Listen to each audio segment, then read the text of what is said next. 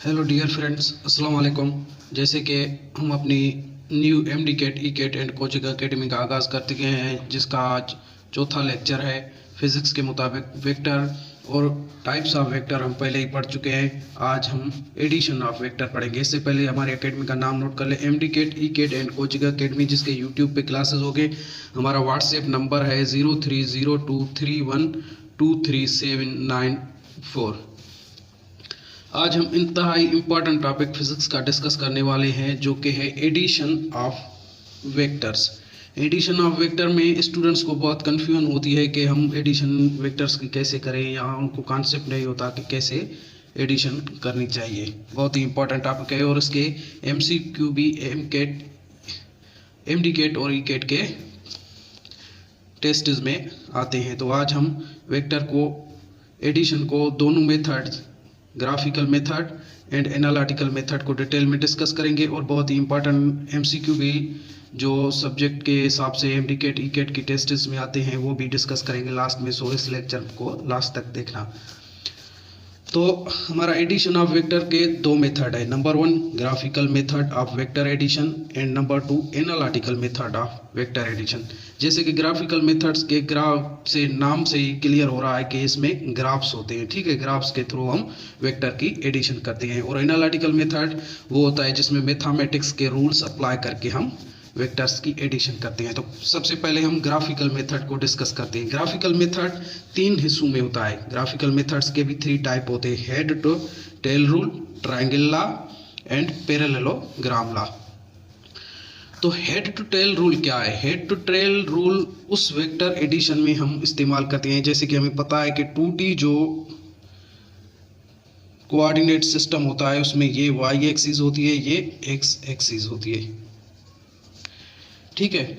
तो head to tail rule और triangle rule दोनों उसी वेक्टर एडिशन में हम अप्लाई करते हैं जहां दो वेक्टर ऐड हो रहे हो मगर उनकी स्टार्टिंग पॉइंट जो है वो सेम ना हो, स्टार्टिंग पॉइंट सेम ना हो, ठीक है। ये हमारी ओ पॉइंट ओरिजिन है, ये स्टार्टिंग पॉइंट वेक्टर्स की सेम ना हो। एक वेक्टर ओ से शुरू हो रहा हो और दूसरा एक खत्म जहां हो रहा हो वहां से दूसरा शुरू हो रहा हो।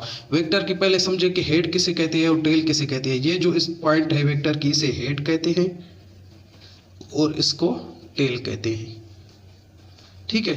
तो दो वेक्टर है हमारे पास। सपोज करें ये ए वेक्टर है हमारा,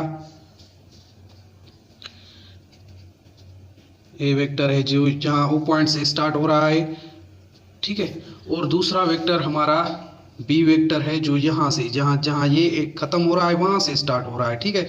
तो इसको यहाँ से कोई भी एंगल होगी, इन दोनों के बीच में कोई डायरेक्शन, कोई एंगल होगी, वो हम उसके हिसाब से इसे ड्रा करेंगे। तो ये जो है हमारा वो दूसरा वेक्टर बी हो गया। और इनका जो रिजल्टेंट है, ए और बी का जो रिजल्टेंट बनेगा वो ओ से स्टार्ट होगा, हेड टू टेल हो गया। मतलब कि ए का हेड और बी का टेल आपस में मिलकर दोनों एक कोई स्ट्रक्चर बना रहे हैं, दोनों ऐसे बन रहे हैं, ठीक है। कोई भी एंगल होगी यहाँ, ठीक है, 90 हो, 30 हो, 40 हो, 60 हो, या कोई भी 45 एंगल हो, कोई भी एंगल हो सकती है दोनों के दरमियान, ठीक है। और उनका जो रिजल्टेंट है वो रिजल्टेंट इनका ओरिजिन से शुरू होता है और यहाँ दोनों के टेल मिलते हैं, इसको हम कहते हैं resultant, magnitude of resultant vector. Resultant vector का मैग्नीट्यूड आर यहाँ मिल गया और डायरेक्शन हमें पता मिल गया, लग गया कि डायरेक्शन इसका ऐसे डायरेक्शन होगा, ठीक है। ये हम ड्रा कैसे करते हैं, कैसे हमें पता चले कि अगर 10 मैग्नीट्यूड का वेक्टर है तो वो कैसे ड्रा करेंगे, अगर 5 मैग्नीट्यूड का वेक्टर है तो आया उसकी भी लेंथ सेम रखनी है, ग्राफ में क्या करना है। तो याद रखें कि अगर 10 मैग्नीट्यूड है, 10 न्यूटन, सपोज करें कि कोई वेक्टर है हमारा जिसकी 10 न्यूटन फोर्स है, जिसकी 10 न्यूटन मैग्नीट्यूड है, तो उसकी मैग्नीट्यूड यहाँ 10 तक ड्रा करेंगे। स्केल सपोज करेंगे, स्केल कोई भी स्केल हम सपोज कर सकते हैं, जैसे कि 2 न्यूटन इज इक्वल 1 सेंटीमीटर। तो यहाँ स्केल पुट करेंगे, ज्योमेट्री बॉक्स वाला स्केल पुट करेंगे और स्केल पे हम क्या करेंगे कि 2 न्यूटन इज इक्वल 1 सेंटीमीटर। तो 10 अगर ए वेक्टर 10 न्यूटन है तो यहाँ हम 5 सेंटीमीटर की लाइन ड्रा करेंगे, ठीक है। यहाँ प्रोटेक्टर से एंगल, जो दो वेक्टर के दरमियान एंगल दी होगी वो प्रोटेक्टर से यहाँ एंगल सेट करेंगे, कोई भी एंगल हो, ठीक है। सपोज कि ये एंगल है हमारी 80 की एंगल बना रहा है, 80 डिग्री की, ठीक है। तो 80 डिग्री की यहाँ प्रोटेक्टर रखेंगे, प्रोटेक्टर से एंगल देखेंगे। एंगल देखने के बाद अगर बी हमें सपोज करें कि बी हमारा 8 न्यूटन का वेक्टर है, 8 न्यूटन मैग्नीट्यूड है इसका, तो हम अब क्या करेंगे कि 4 सेंटीमीटर 4 की लाइन ये ड्रा करेंगे और यहाँ फाइनल करेंगे। तो ऑटोमेटिक यहाँ से अगर ओ पॉइंट से रिजल्टेंट यहाँ तक ड्रा करेंगे तो वो रिजल्टेंट एग्जैक्ट जो एनालिटिकल मेथड में होगा वो ही रिजल्टेंट का मैग्नीट्यूड इसमें भी मिल जाएगा इंशाल्लाह। ठीक है, हेड टू टेल हमारा हो गया। और ट्रायंगल लॉ जो है वो भी हेड टू टेल लॉ ही है, सेम उसूल इसमें अप्लाई होता है कि ऐसे ही वेक्टर ऐड करने हैं और ट्रायंगल बनाना है और ट्रायंगल से फाइंड करनी है। ट्रायंगल और head to tail rule same ही है। ठीक है, और अब हमारा है parallelogram law. Parallelogram graphical method में पैरेललोग्राम लॉ है। पैरेललोग्राम हमें पता है कि पैरेललोग्राम उस फिगर को कहते हैं जिसके दोनों साइड्स आपस वाली अपोजिट साइड्स पैरेलल हो और इक्वल हो, पैरेलल हो और इक्वल हो अपोजिट वाली साइड। ठीक है, और हमने पहले कहा था कि हेड टू टेल और ट्रायंगल लॉ जो है वो दोनों यूज होते हैं तब जब ओरिजिन एक पॉइंट से दोनों वेक्टर स्टार्ट ना हो रहे हो। एक पॉइंट से दोनों वेक्टर, ये ए 10 न्यूटन है, बी 8 न्यूटन है, तो एक पॉइंट से स्टार्ट नहीं हो रहे, ओरिजिन से स्टार्ट। इसकी सपोज करें स्टार्टिंग पॉइंट ओ है तो इसकी स्टार्टिंग पॉइंट कोई भी और हो सकती है, आई जे के कोई भी हो सकती है, सपोज करें कि इसकी आई हो गई। ठीक है, मगर पैरेललोग्राम अगर हमारी ऐसी कंडीशन हो कि दोनों वेक्टर एक ही पॉइंट से स्टार्ट हो रहे हो, ये हमारा कोऑर्डिनेट सिस्टम हो गया 2D कोऑर्डिनेट सिस्टम, वाई ये एक्स एक्सिस, सॉरी ये एक्स एक्सिस ये वाई एक्सिस। ठीक है, अब हमारा अगर कोई वेक्टर, दोनों वेक्टर ओ पॉइंट से स्टार्ट हो रहे हैं, कहाँ से रहे, ओ पॉइंट से। सपोज करें कि एक वेक्टर हमारा एक्स एक्सिस के अलांग ही है, अलांग एक्स एक्सिस है, तो वो कोई भी हमारा वेक्टर है ए। ठीक है, और बी वेक्टर हमारा जो है वो किसी भी कोई भी ए के साथ एंगल बना के यहाँ से ऐसे हो रहा है। ठीक है, ये हमारा बी वेक्टर हो गया। ठीक है, ये ए हो गया, ये बी हो गया। तो अब पैरेललोग्राम लॉ क्या कहता है कि बी का यहाँ से head to tail rule method के यहाँ से हेड, इसका बी का यहाँ से टेल स्टार्ट होना चाहिए। हमें ऐसा फ्री वेक्टर ड्रा करना है। पहले भी हम पढ़ चुके हैं फ्री वेक्टर की डेफिनेशन के। फ्री वेक्टर वो वेक्टर होता है कि पैरेलल डिस्टेंस पे किसी भी दूसरी पॉइंट पे हम जाके उसको ड्रा कर सकते हैं। तो ये हम इसका यहाँ बी का free vector parallel to B draw करेंगे, सेम मैग्नीट्यूड सेम डायरेक्शन। ठीक है, तो ये हमारा हो गया बी वेक्टर का फ्री वेक्टर पैरेलल। और अब ए का भी पैरेलल ड्रा करेंगे। ए वेक्टर का ये पैरेलल वेक्टर हो गया जिसे हम फ्री वेक्टर भी कहते हैं, और पैरेलल वेक्टर। तो अब देखिए कि हमारा पैरेललोग्राम की फिगर बन गई। पैरेललोग्राम उस फिगर को कहती है जिसकी 4 साइड्स हो, 4 एंगल हो, और आपस वाली जो साइड, सामने वाली साइड्स हो वो पैरेलल हो और इक्वल है। तो ये देखिए एग्जैक्ट पैरेललोग्राम की फिगर बन गई। तो अब इसका रिजल्टेंट ए प्लस बी या ए बी का मैग्नीट्यूड या उसका डायरेक्शन ए प्लस बी का कैसे होगा। तो ए प्लस बी का मैग्नीट्यूड इसका ऐसे होता है कि यहाँ से हम बिल्कुल जो डायागोनल है, इसे कहती है डायागोनल ऑफ पैरेललोग्राम। 2 एंगल्स को जो मिला रहा है डायागोनल उसे कहती है। तो ये जो डायागोनल ऑफ पैरेललोग्राम है वो इसका रिजल्टेंट बनेगा, इसका रिजल्टेंट बनेगा। ठीक है, इसका रिजल्टेंट बनेगा। ये भी सेम पहले मैं समझा के आया हूँ कि सेम स्केल की तरह हमने ड्रा करनी है। ये स्केल पे ड्रा करनी है। ये अगर 10 न्यूटन है, ये 5 न्यूटन है, तो उस सूटेबल स्केल लेके हमने ड्रा करनी है। ड्रा करके अगर ये पूरी फिगर, इसके फ्री वेक्टर भी सेम स्केल पे बना के अगर ये ड्रा करेंगे तो बिल्कुल जो एनालिटिकल मेथड पे इसका वैल्यू आएगा वो ही इसका वैल्यू आएगा। ठीक है, आर का। तो ये हमारा हो गया parallelogram law of graphical method का तीसरा सी पार्ट जो था पैरेललोग्राम, वो हमारा हो गया। ठीक है, तो अब हम चलते हैं analytical methods of vector addition पे।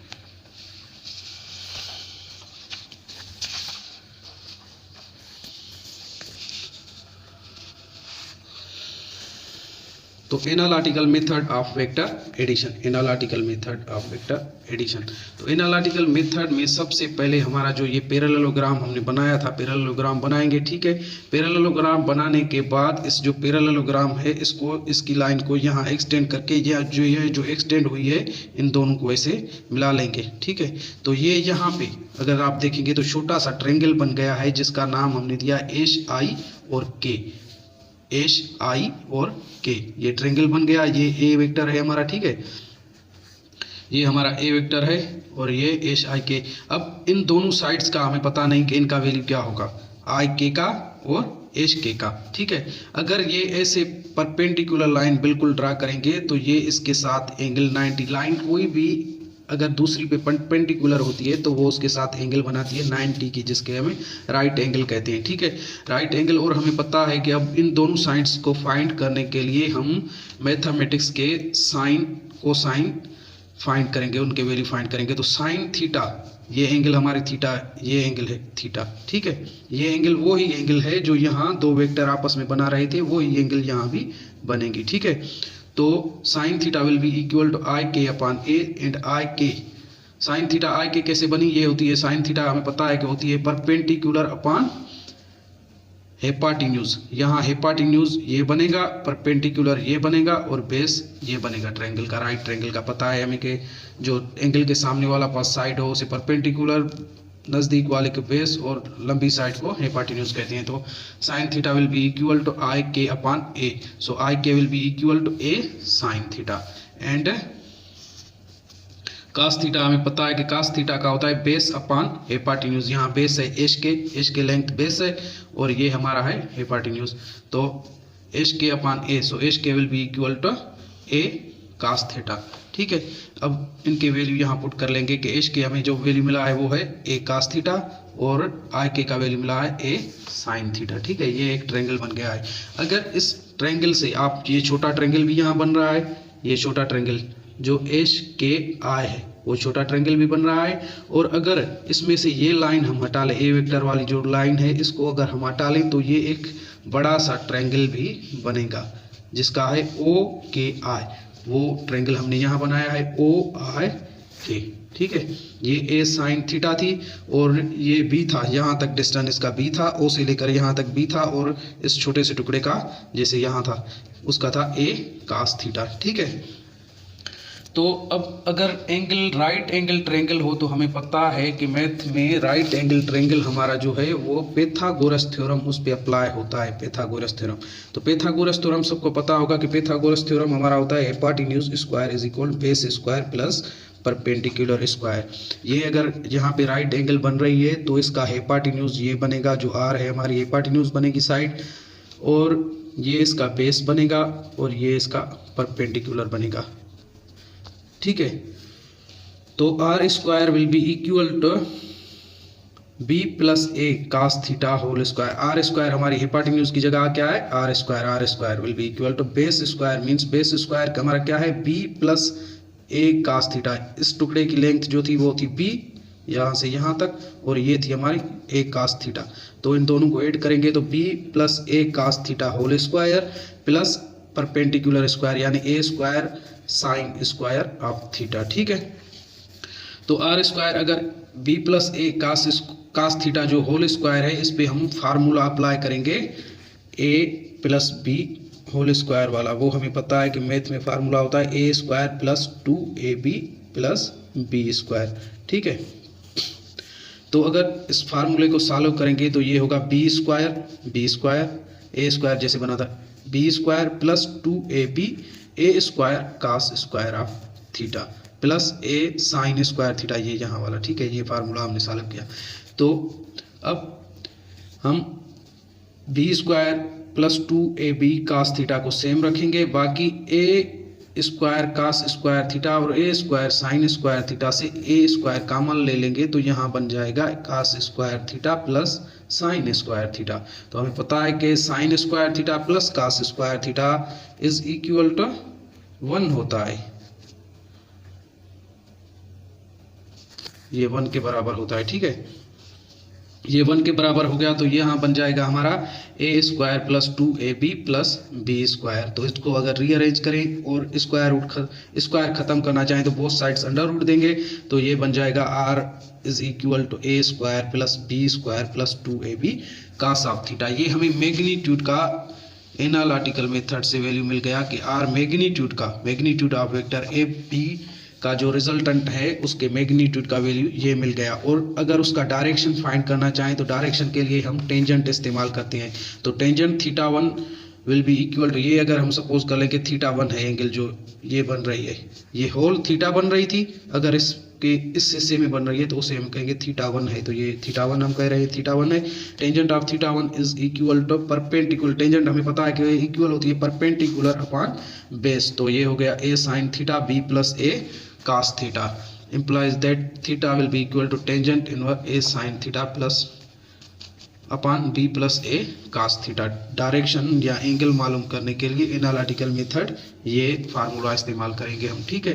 ये फार्मूला तो इस्तेमाल करेंगे, दूसरा फार्मूला भी साइन लॉ का होता है। जो साइन लॉ का फार्मूला होता है वो होता है ऐसे कि अगर ये साइड b है, ये a है, ये r है, इसकी एंगल θ1, इस यहाँ एंगल θ2 बन रही है, यहाँ एंगल θ3 बन रही है, तो साइन लॉ का फार्मूला, साइन लॉ भी डायरेक्शन के लिए इस्तेमाल होती है। ये MCQ आ सकता है कि हम रिजल्टेंट का जो है वो कौन सा लॉ इस्तेमाल करते हैं डायरेक्शन मालूम करने के लिए, तो वो होता है हमारा साइन लॉ। तो साइन का ये होता है कि साइन लॉ ये होता है कि अगर ये r है तो इसके सामने वाली angle sine of θ2 will be equal to b upon b की सामने वाली एंगल ये बनेगी θ3, sine of θ3 is equal to a की सामने वाली एंगल बनती है θ1, साइन ऑफ θ1, ठीक है।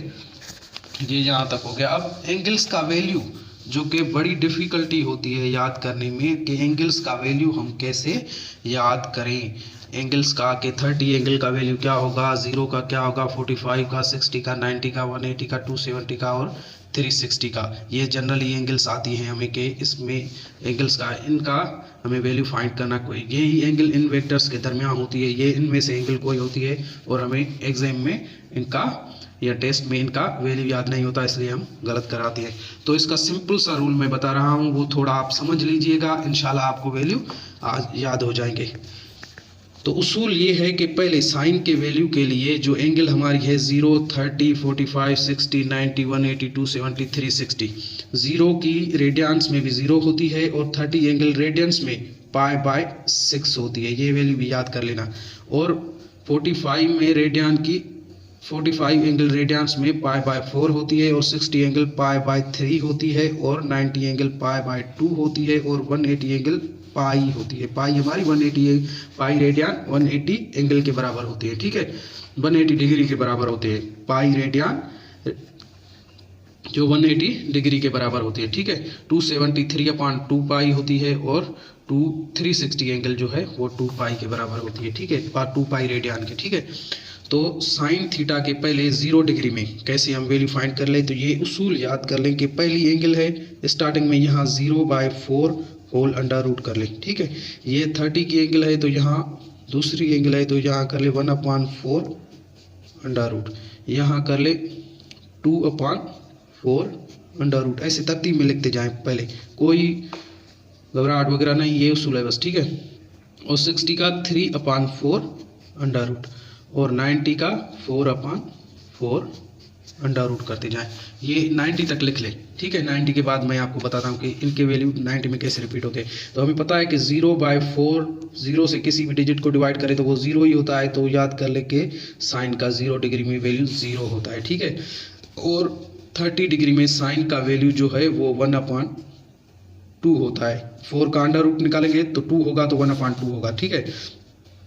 और 45 में 2 से डिवाइड करेंगे तो ये होगा 1/2 होल अंडर रूट, 1 पे अंडर रूट होगा तो कोई फर्क नहीं होगा, तो ये इसका फाइनल जो वैल्यू बनता है वो होता है 1/√2, ठीक है। और 60 का वैल्यू जो बनेगा वो बनेगा, ये अगर 4 अंडर रूट में है तो 4 का अंडर रूट हमें पता है कि 2 होगा, अगर 3 का अंडर रूट ऐसे कंप्लीटली स्क्वायर नहीं है सो नहीं बनता, तो इसका √3/2 वैल्यू बनता है, ठीक है। और इसका 1 का अंडर रूट भी 1 ही होगा तो 1 इसका वैल्यू 90 का वैल्यू 1 बन गया, ठीक है। और अब आपको याद करनी है कि 180 जो है वो उसमें 0 का वैल्यू रिपीट होता है मगर माइनस में, तो 0 का माइनस अगर कर ले तो वो भी सेम ही 0 रहेगा, तो 180 में साइन का वैल्यू 0 ही होगा। 270 में 90 का वैल्यू रिपीट होता है मगर नेगेटिव साइन के साथ, तो नेगेटिव साइन 1 है यहाँ, तो ये हो गया -1। और 360 में भी 0 का वैल्यू रिपीट होता है मगर सेम साइन 0 वाली ठीक है, जीरो साइन भी जीरो वाली, तो ये जीरो बन गया। ठीक है, यहाँ पूरा बन गया, साइन के वैल्यू बन गए। अब हमें कास के फाइंड करने हैं, तो कास के लिए आप 90 तक जो वैल्यू पुट कराए थे यहाँ उनके उल्टे करते जाए, इनको उल्टा करते जाए। यहाँ अगर 90 का वैल्यू 1 है तो वो अब 0 में हो गया कास का 1। ठीक है, और 60 में जो √3/2 था साइन का, वो अब यहाँ कास में 30 का हो जाएगा √3/2। ठीक है, और 45 दोनों में मिल रहे हैं तो इनका वैल्यू भी सेम ही होगा। 45 वाला इसमें भी, इसकी 45 और इसकी 45 का वैल्यू सेम होता है कास और साइन का। ठीक है, और 30 में जो साइन का है वो यहाँ 60 में होगा 1/2, और ये जो 90 में का जो कास साइन का 0 में था वो यहाँ कास में 90 होगा। ठीक है, यहाँ तक हो गया। अब यहाँ कैसे करना था कि 0 में इसका नेगेटिव साइन, 180 में 0 का नेगेटिव साइन तो -1 हो गया। ठीक है, और 270 में 90 का नेगेटिव साइन करेंगे तो 0 का वही 0 बनेगा। और 360 में हमें पता है कि 360 में 0 वाला ही वैल्यू आता है, सेम साइन, ये 1 हो गया। ठीक है, और टेंजेंट के वैल्यू फाइंड करने के लिए सिंपल उसूल है कि इन दोनों के वैल्यू को डिवाइड करो। 0 को अगर 1 के साथ डिवाइड करेंगे तो वही 0। ठीक है, अगर 1/2 को डिवाइड करेंगे 3/2 से तो 2 गेट कैंसिल, बाकी ये बन जाएगा 1/√3, और 1/√2 डिवाइड 1/√2 तो ये 1 हो जाएगा। और 60 में इनके अगर ये डिवाइड करेंगे तो 2 गेट कैंसिल, बाकी ये बन जाएगा √3। ठीक है, और 1 को अगर 0 के साथ डिवाइड करेंगे तो ये याद रखना कि किसी भी नंबर को अगर 0 के साथ डिवाइड कर ले तो उसका वैल्यू आता है इनफाइनाइट, उसको इन्फिनिटी कहते हैं। ठीक है, और 0 अगर किसी नंबर के साथ डिवाइड हो रहा हो तो वो 0 ही होता है, और अगर कोई नंबर 0 के साथ डिवाइड हो रहा हो तो वो इनफाइनाइट वैल्यू बन जाता है। ठीक है, और अगर 0 को -1 के साथ डिवाइड करेंगे तो वो 0 हो जाएगा, -1 को 0 के साथ डिवाइड करेंगे तो ये −इन्फिनिटी हो गया। ठीक है, और ये 0 को 1 के साथ डिवाइड करेंगे तो सेम 0, ये हो गया। ये टेबल का स्क्रीनशॉट आप ले लें क्योंकि ये आपको बहुत ही काम आने वाली है। ठीक है, अब हम इसके रिलेटेड प्रॉब्लम एनालिटिकल मेथड में जो फार्मूले थे उसके रिलेटेड प्रॉब्लम सॉल्व करेंगे। ठीक है, अब जो जनरली हमारे प्रॉब्लम आते हैं कि अगर हमारी एंगल जो है वो 0 डिग्री है और 360 डिग्री, सेम होती है 0 और 360। ठीक है, 360 है और रेडियन में ये होती है 0 रेडियन और 2 पाई। ठीक है, अगर ये है तो हमारे जो है वो मैग्नीट्यूड किसके बराबर होगा, तो हमें पता है कि मैग्नीट्यूड जो है वो रिजल्टेंट का मैग्नीट्यूड वो होता है a² + b² + 2ab cos theta whole under root. तो हमें यहाँ कास का वैल्यू कितना मिला हुआ है, कास का वैल्यू मिला है 0, 360 सेम होती है वैल्यू कास का 0 और 360 में, साइन का हर एंगल का 0 और 360 में सेम होता है। ठीक है, तो ये हमारा हो जाएगा a² + b² + 2ab cos 0 degree. कास का 0 डिग्री में वैल्यू हमने फाइंड किया था कि कास का 0 डिग्री में वैल्यू हमारा 1 आ रहा था, तो ये हो गया a² + b² + 2ab × 1। ठीक है, तो r will be equal to a² + 2ab यहाँ अगर लिख लें और b² यहाँ लिख लेंगे तो कोई फर्क नहीं होगा। ठीक है, तो r² will be equal to a + b whole square whole under root. हमें पता है कि यहाँ कौन सा फार्मूला इस्तेमाल होगा, a + b होल स्क्वायर का फार्मूला मैथ का जो होता है वो होता है a² + 2ab + b²। ठीक है, तो ये सेम फार्मूला, तो r will be equal to a + b। तो याद कर लें कि अगर दो वेक्टर के दरमियान एंगल 0 360 है तो उनका जो मैग्नीट्यूड है वो दोनों का सम होता है। ठीक है, ये आप याद कर लें, ये MCQ आता है कि अगर एंगल 0 है दो वेक्टर्स के दरमियान तो उनका रिजल्टेंट क्या होगा, a + b होल स्क्वायर होगा या a + b अंडर रूट होगा या a² + b² अंडर रूट होगा। ठीक है, और दूसरा हमारा है अगर थीटा हमारी 90 डिग्री हो, 90 डिग्री हो तो रिजल्टेंट क्या होगा, अगर थीटा हमारी 90 डिग्री हो तो resultant will be equal to A square plus B square plus 2ab cos of 90 degree under root ये ऐसे होगा। r will be equal to A square plus B square plus 2ab cos 90 का value हमारा क्या आया था 0, ठीक है, अंडर रूट में। तो r will be equal to A square plus B square, 0 multiply होगा इसके साथ तो सारा टर्म 0 हो जाएगा, प्लस 0 अंडर रूट। तो r will be equal to A square plus B square under root, ठीक है। ये भी याद कर लें कि 90 डिग्री में जो है एमसीक्यू दे सकता है कि 90 डिग्री में का रिजल्टेंट का हमारा वेक्टर, दो ए बी वेक्टर अगर हो तो उनका कास में रिजल्टेंट 90 डिग्री पे क्या होता है वो एमसीक्यू दे सकता है। A square plus B square under root होता है, इसमें 2 और 3 ऑप्शन दे देगा, तो ये आप याद कर लें या फाइंड करना सीख लें, ठीक है। और अगर थीटा हमारी इक्वल है 180 डिग्री और पाई रेडियन, ठीक है, तो r will be equal to A square plus B square plus 2ab cos of 180 degree, ठीक है। तो r will be equal to A square plus B square plus 2ab और cos 180 का हमें पता है कि cos 180 का वैल्यू जो है वो नेगेटिव ऑफ 0 होता है, 0 का नेगेटिव, तो 0 में हमारा 1 वैल्यू है cos का, तो यहाँ होगा -1, ठीक है। तो ये टर्म पूरा माइनस का बन जाएगा। r will be equal to A square plus B square minus 2ab under root, ठीक है। तो इनको हम ऐसे भी लिख सकते हैं, A square minus 2ab plus B square, so r will be equal to a minus B whole square under root. ये a माइनस बी का फार्मूला, a minus B whole square हमारा मैथ में बराबर होता है A square minus 2ab plus B square, ठीक है, वो फार्मूला। तो r will be equal to a minus B, ठीक है। तो इसका भी एमसीक्यू आ सकता है, इसके रिलेटेड भी एमसीक्यू आ सकते हैं, ठीक है। तो आप अब जो है वो 270 डिग्री पे 270 डिग्री और 60 डिग्री और 45 डिग्री पे वैल्यू फाइंड करके मुझे कमेंट में भेज दें या व्हाट्सएप कर दें, मैं आपका वेट करूँगा। उम्मीद करता हूँ कि ये लेक्चर आपको अच्छा लगा होगा और ऐसे मज़ीद लेक्चर्स के लिए हमारे चैनल को सब्सक्राइब कर लें और बेल आइकन को दबा दें ताकि आपको नोटिफिकेशन में हमारी वीडियो मिलती रहे। अल्लाह हाफिज़, टेक केयर।